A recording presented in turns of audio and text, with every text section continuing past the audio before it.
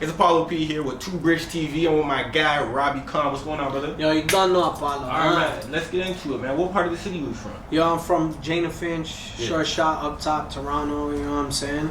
Yeah. So how long you been there? So I was born and raised in Short Shot, you know what I'm saying? Shortham, you know what I mean? Short Shot's the alias.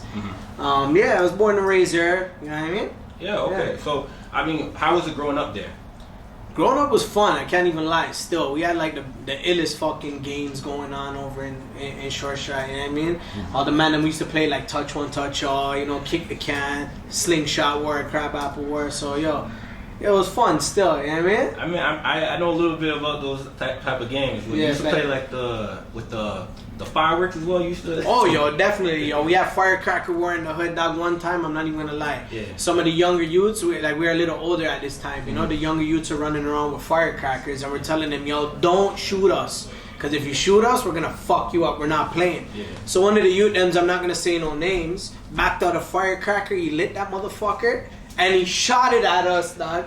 Like, yo, blood clot, yo, all the like cats my age started running on the younger youths. We grabbed that same youth there and we tied him to a tree, and everybody kicked him in his fucking ass, you know what I'm saying? But yo, you don't know it. That's how we teach the youth them, you know what I'm saying? Tough love, you know what I mean? Don't call no children's aid on us or shit for knocking out these kids, huh? Oh man, back in the day it was a little bit, people were a little tougher on the kids. You couldn't get away with that today now.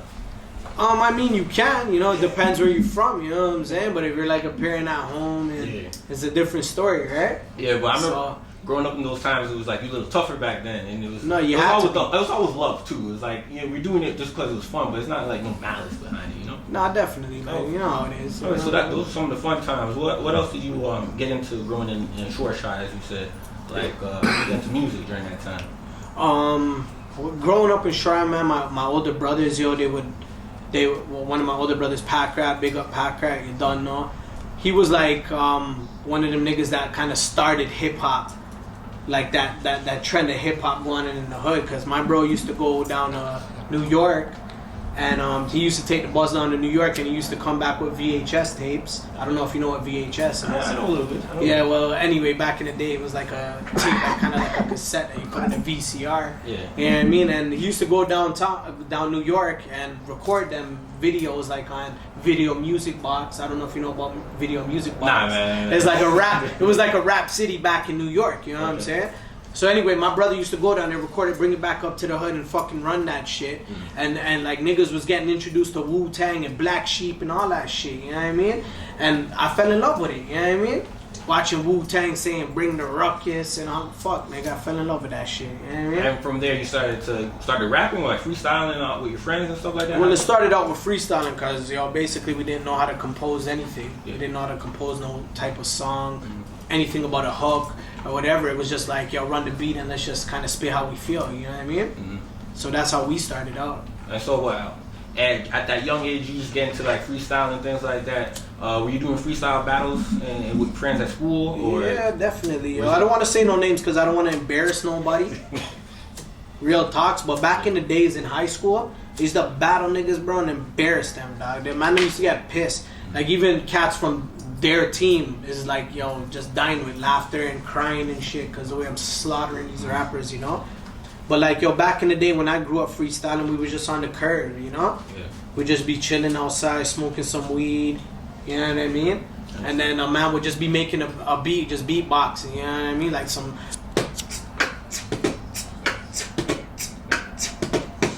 You know what I mean? And then I'd just be jumping on that like, yo, my name is Robbie and I'm representing... And then that's what we was doing back in the day, you know what I mean? Okay, I know that you mentioned Wu-Tang, like during that young stage in your life when you get into music, did you start a crew? Yeah, I had a little crew still. Back in the day we started out, my clique was called Young Offenders. We had a bunch of members and it was just a man from the hood, you know, we was all spitting and shit. But there was a bunch of serious members that used to rap, you know, like Chrome, AK, you know what I'm saying? That was kind of basically the top three that was going at it. And we had niggas like Shata. Then we had niggas like Limp Man, Caves, you know, Nightfire. And then from there, were you able to, like, I guess, push the group into like more music out there for the people? Or was we were putting out music. We were putting out a lot of music back then. You know what I'm saying? And back then we had no internet. We had no nothing, so the music was kind of just for the block. You know what I'm saying? It was like hood music. You know what I mean? And we were making tracks. You know, we never made an album, but we have mad songs to put an album together. You know what I mean? But that time we were just making song after song. It was for the love of it. For the love of the hip hop. You know what I'm saying? And so I guess after that group, you started to do your own solo thing? Well, what happened was street shit got involved. You know what I'm saying? You know how the fucking streets go. And I just don't want to talk about all of that shit, but it ended up turning out to be a thing where I just went on my own. Yeah. And I love hip hop, man. I love rap. I love music. I love the feel of a beat. You know what I'm saying? So I just didn't stop. I just kept going. I just took the mic and just kept the shit moving. You know what I mean? So that's how I ended up doing my own solo thing out here. You know what I mean? Exactly. And your style of rap is very lyrical. Yeah. There's a section back in hip or during our times where lyrics wasn't really anything at that time. Do you feel like you as an artist you have to change your style in terms of just trying to get in what was your trend? Like for what's popping right now? Yeah. Like okay, well, not even but for what's popping right now, like if we want to talk about the sound, we can talk about a direct sound of the melodic music that's coming out, or you can talk about like your Kendrick Lamar's and your J. Cole's. You get me? So there is still a lane for that type of lyrical hip hop. You know what I mean? So if you want to direct me towards a certain genre and ask me, yo, Robbie, how do you feel about switching your style to that type of melodic hip hop? Then I would do it depending on the song. You know what I mean? But as for like bars and lyrics and all that type of shit, it's still out here. Yeah. So I don't feel the need to change for anybody or anything. I'm still gonna put the bars out, still gonna put the lyrics out. Whoever it touches, right? Because there is a lane. Yeah. You get me? But I'm in that motherfucking lane. Exactly. I mean, there was a time where people were saying bars don't matter anymore. They don't even know shit. That motherfuckers don't even listen to fucking music if that's the case. Yeah. Because bars is hip hop. So if you're talking bars don't mean shit, then you must be talking about country. Like, get the fuck out of here. Right? But you must be talking about techno or some dumb shit. But if we're talking about hip hop and rap, then bars definitely fucking matter. You get me? Okay. All right. That's good. Right? That's good. I mean, so as you grew as an artist and you perfected your style and things like that, you continue to put out projects as well. Yeah. You recently put out 2 projects as well. Can you please let people know? Well, about 2 years ago, I put out Pros and Cons. Yeah. And that album is actually a conceptual album. Pros and Cons, I took that name from like pros and cons. You know the saying pros and cons, right? You got your pros and you got your cons. And my last name is Khan, right? So I flipped it. I'm like, you got your pros and you got your cons, you know, which is me. Yeah. And I outweigh the pros. You fucking get me? Right? So I put it out there like that and take it in. It's on Spotify. It's out there, you know. I dropped that about 2 years ago. But the most recent project I put out is called Contra. Yeah. And that was just to show motherfuckers out here that I'll still slaughter MCs. It's nothing. It's water. You know what I mean? And I drink it. So I put that out. That's on Spotify as well. And that's just straight MC killing, destroying beats with different types of flows. And you know what I mean? Putting bars and lyrics to show niggas that bars still matter. You get me? I mean, as an artist, putting out a conceptual album versus just an album to let your skill set show to your people, what is more, I guess, passionate, or which one do you like to gear yourself into? Yo, I fucking love that one. I love that question. Because, the answer is the message. Yeah. I'd rather give the people the message, you know what I mean? Like, I want you to feel me. Like, when I die, and you know what I'm saying, I go, I want to be remembered like Tupac. I want to be remembered like Biggie. I want to be remembered like Big L, Big Pun, you know what I'm saying? And that's why I love the message, you know what I'm saying? Because that comes straight from Robbie Khan, you know what I mean? So the people need to feel me out here, dog. Do you feel like today's hip hop, a lot of that message is being lost in terms of just, it depends who you listen to, right? Like if you want to listen to like drug music, then that's the lane your brain is gonna go, But if you want to listen to something conscious or like something educational, something uplifting, or just like in that direction, then you can find that artist, right? So there's options, basically. Yeah, definitely. Okay. Most definitely. Do you feel like oftentimes people, casual fans of hip hop, often see the drug music or the music that lacks substance? Because that's what the media pushes out. Okay. This is what they're feeding our youth, and you know what I'm saying? And then like you got like certain situations that's going on in the world where they're like, yo, you know, we need to unite and we need to be one and we need to like stop the violence and all that. But then at the same time, there's certain like, you know, media platforms that are pushing out negativity. And then that kind of traps us in a box, you know what I'm saying? Because it's like the people don't know what to fucking think. Like, yo, nowadays people don't know what to fucking think. I could program this shit into your head if I make you listen to my song on the radio 24/7. You get me? So here's a question. That's what we put out. So here's a question for you. So someone that analyzes hip hop as well as me. Yeah. Do you feel like not only are they just pushing it, but do you feel like just what we want, the consumer wants to hear that, just the lackluster of new music? No, definitely. Because yo, we also have a lot of like ratchet people out here, if you want to put it that way. You know what I'm saying? And it's a tough thing because yo, some people's brain, like attention can't fucking go past like ABC. You know what I mean? So there are some people that want to hear that just simple, don't give a fuck, like I want to get high, fuck the world. And then you got your people they want to hear something like, yo, intriguing, something that'll make your brain, you know, work, right? So is it fair to say certain part of hip hop may frustrate you, the fact that they're only putting up mindless music, knowing that we can't excel as a people if they're just putting up mindless music? You know what, like yo, at the end of the day, man, it's kind of boils down to like what your parents teach you.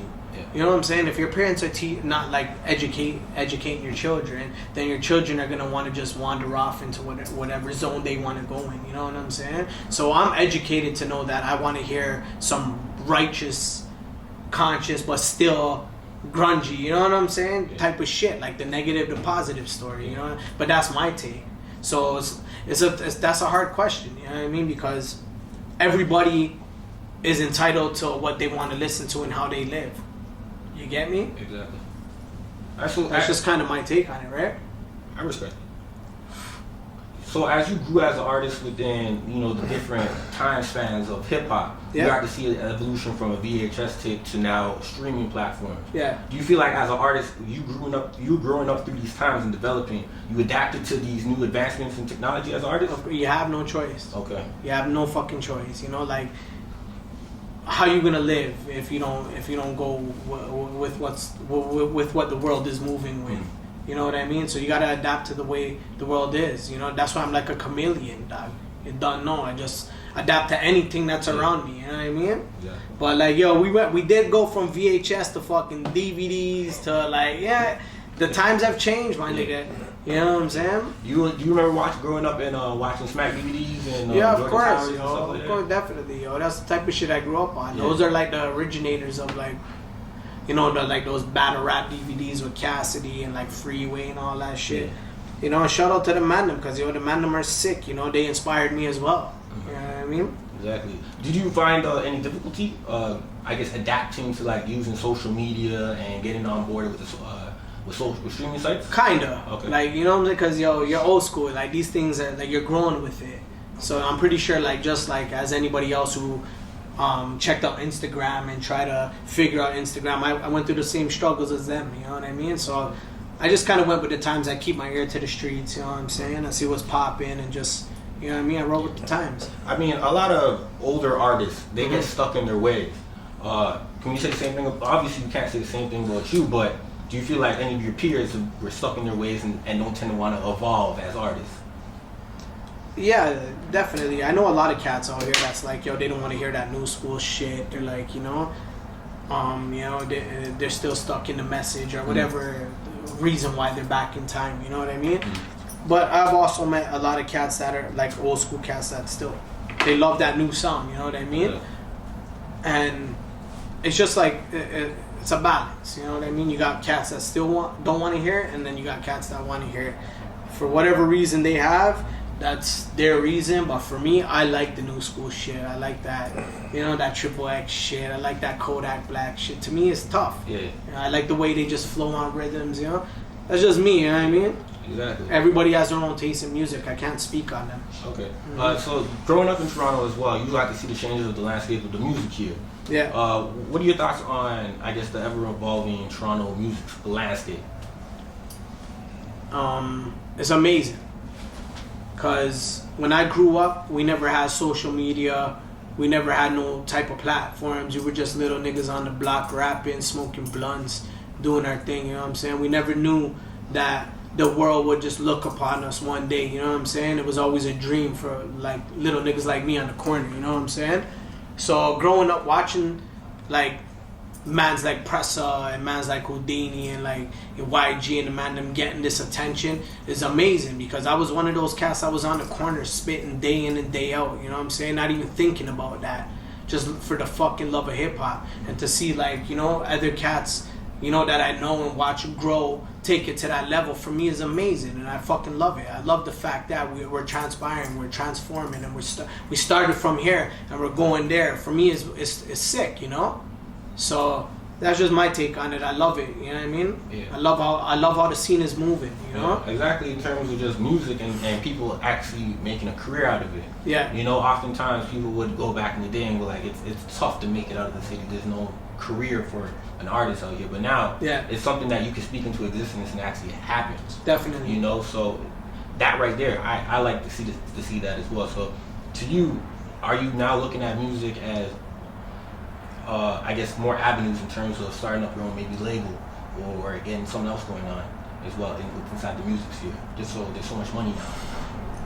Well, when it comes to so much money, it's all about your hustle. Mm-hmm. If you're not hustling the music, you're not generating no money. You know what I'm saying? So that goes with anything you do. You know what I mean? Any business you start, you gotta hustle. But for me, when it comes to hustling the music out here, there's the avenues are endless, you know, because I started out rapping, I started out producing, you know what I mean? Now I'm selling beats. Now I'm selling clothes, merch, you know, now I'm selling my CDs. So the avenues are definitely opening up, you know what I'm saying? And it's just kind of up to you to actually attack that market, you know what I'm saying? So like if you drop like a shirt or something and the shirt is hot, and you start to see the sales going, it's up to you to keep that hustle moving, right? Exactly. So that just kind of goes for everything. But yeah, definitely, there's mad avenues out here. Okay. And then I know that you said you produce, sell beats as well, and you have your studio as well, right? So you've developed that core as well as you said it merch as well. So that's a good avenue.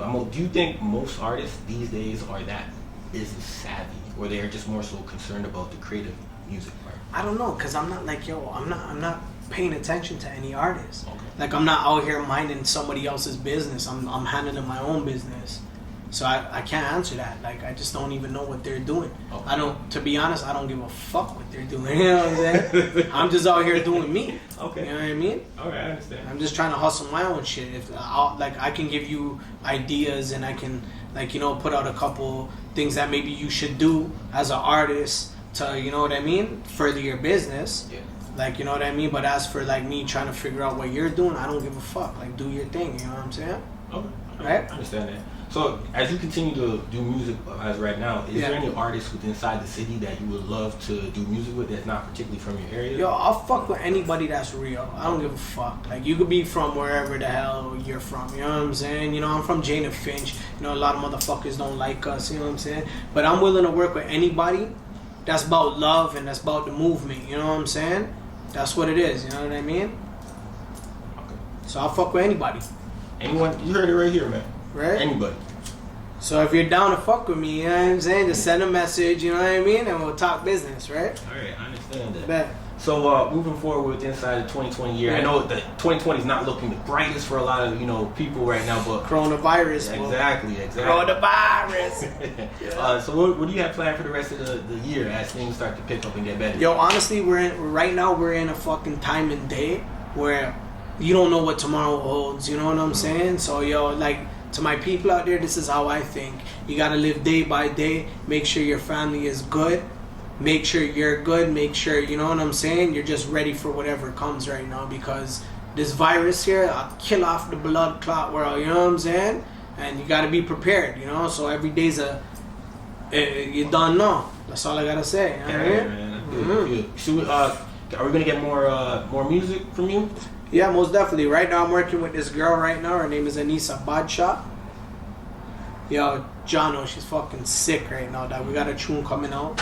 I'm just putting out projects. I got an album called Confident coming out. Yeah. You know, and I'm just talking about just being raw. You know what I'm saying? Just being you. You know what I'm saying?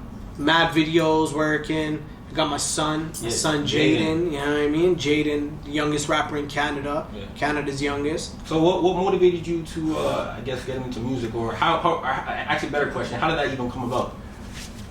Well, my son, he's around me 24/7. I got a studio in my crib. I got a studio somewhere else, you know what I mean? So every day I'm just like on it. I'm on the ball. And my son is right there, you know what I mean? Like I'll feed him and then jump on the microphone, you know what I'm saying? And even if he's crying in the background, you're gonna hear that on the tune, you know what I mean? But that's just what it was at that time, you know what I'm saying? And he just grew into like it just became him for some reason. Fucking, you don't know. Yeah. It just became him. You had to, right? Yeah, so then he just jumped on the mic. As a father, seeing your son get into music, how does that make you feel? It makes me feel good still, you know, because this is what I do, you know what I mean? And it's like, it's hard to explain until you have your own kid, and you know what I'm saying. You when you see your child do everything you do, from like eating to drinking a bottle of water or whatever, you know what I'm saying. Then you understand, right? But maybe you have kids. You have kids? Nah, I got no kids. All right, there you go. You know what I'm saying? I mean, I know what people say when you have kids is like, it's a blessing. No, definitely. I'm not there yet. But to see it as a blessing, I love it. It's a blessing. You know what I mean? Yeah. It's amazing. I guess between us and people watching. Yeah. Do you write your rhymes for your son? Nah, man. Okay. Nah, man. My son freestyles. Okay. Let me tell you, my son's favorite show is Wildin' Out, eh? You know Wildin' Out? Yeah. Right now, that motherfucker watches Wildin' Out 24/7. He practices those games at home. Like, what you doing in the classroom? What you doing? I'm getting money in the classroom. The shit is funny in the class, and you gotta carry it on. My son will like do that on his own. He'll play those games. You know, and he's at a level right now where he's understanding words, and you know what I'm saying, know how to find rhyming words and whatnot. You know, so he's on it right now. Okay. My son, I don't shy my son away from nothing. Eh? Robbie Khan, this is the real deal. I give my son the real. I give him the truth. I let him see me for who I am. Yeah. He watches my shit. I put out music daily. You know, he follows it. He's like, yo, this is my dad. You know, he's spitting. I don't push him in no fucking way. Eh? Yeah. He's just like, yo, that's my dad. You know what I'm saying? Yeah. And that's how he is. Like something like my daddy, right? You know what I'm saying? Like that. It's cool. It's cool. I love it. Okay, so that's all good to... Hold on. Yeah. Even my daughter. Oh, you're okay. My daughter spits, eh? My daughter and my son, they have 2 tunes together right now. Go on YouTube. You know, youtube.com/RobbieConForever. Yeah. My daughter's spitting on that shit too. Okay.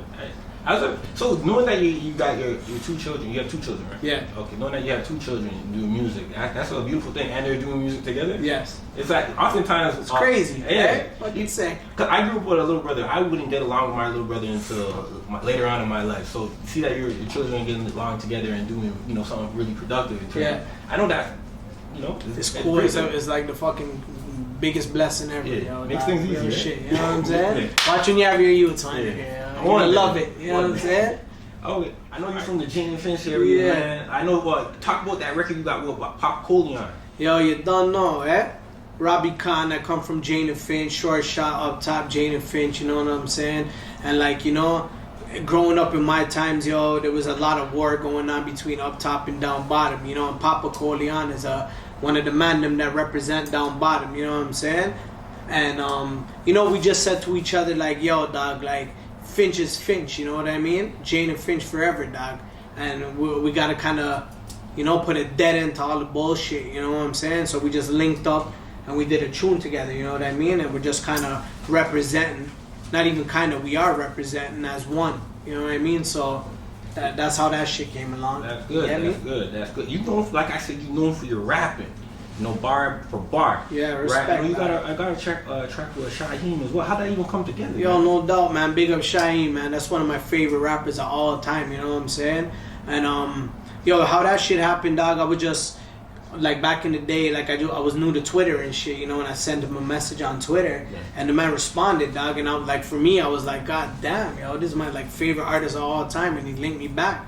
And I told him, yo, I wanted to make a tune with him. He was like, yo, send me some shit, you know? So I sent him some tracks, and then from there it was just like, all right, send me something, you know what I mean? And yeah, we got a tune together, dog. Big up Shaheem, Rugged Child, you don't know, Hey, man, a lot of people don't know who Shaheem. He was You know doing what some I'm big saying? time for a while. So He was like one of the youngest niggas ever Yeah. repping, you know what I'm saying, for Wu-Tang, dog, you know? And back then I was a youth too, you know what I'm saying? So And also, like, not stay within inside hip hop. You also have a record with Ali Vegas, who he was coming up in NYC. Like, how'd that come about? yo, first of all, shout out to Ali Vegas. You done know you're a legend, my nigga. You know, you done know, man, love, man, respect from Toronto. You know, but the same shit happened. You know what I mean? I was a fan of Ali Vegas. You know what I mean? I forwarded him a message, and then we just linked up, and things went through from there. You know what I mean? Okay. So you sound like you like a lot of New York hip hop as well. Yeah, of course, New York is the Mecca. Okay. If you don't know New York is the Mecca, then you ain't fucking doing your research. You don't know the foundation of hip hop and shit. That shit spread from the Mecca. You know what I mean? Okay. So, growing up, what's your top 5 New York rappers that you had played back to back to back? Oh shit, I love that shit. Yo, check it. Hear this out, yo. Number 1, Tupac. Mobb Deep. Right after Tupac. And Tupac and Mobb Deep started a lot of problems in high school and shit. But I love both of them. You don't know, eh? You know what I'm saying? Shaheem. He was up there still. Like, yo, Shaheem should be number 1, to be honest with you, for me personally. But just the type of shit I was on was Pac, Mobb, Shy, and we had fucking, let me see, MOP. I was on some grungy MOP shit. And then I would throw a fucking Biggie in there. You know what I mean? I respect that, man. I respect that. All right, so you told me you're working with an artist. Yeah. Got another mixtape coming up, project coming up. Yeah. Your children are doing music as well. Yeah. Is there anything else you'd like to share with the people, Robbie Khan? Yo, you don't know, eh? Robbie Khan, you know what I'm saying? Shout out to Apollo, you know what I mean? 2BridgeTV, we're out here 24/7, you know what I'm saying? Find me on Instagram at only1Robbie Khan, on all social media. You don't know, eh? Check out the YouTube, you know what I mean? We out here. All right, man. You heard it from the man himself, Robbie Khan. It's Apollo P here, and this is 2BridgeTV, man. Check this out. Blah, blah, blah.